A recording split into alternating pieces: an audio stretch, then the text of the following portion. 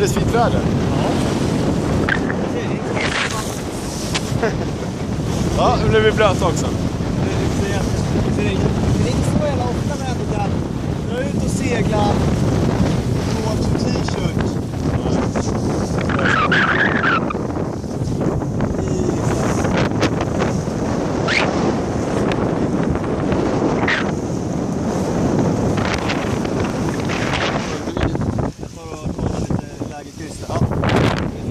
Ja, filmar. Nu är vi ute med segeltoppor då, och det går ju jävligt bra, det må jag säga. Det blåser sådär en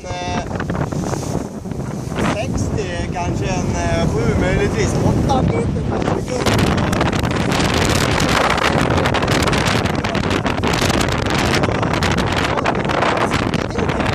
Ja, käften är sagt.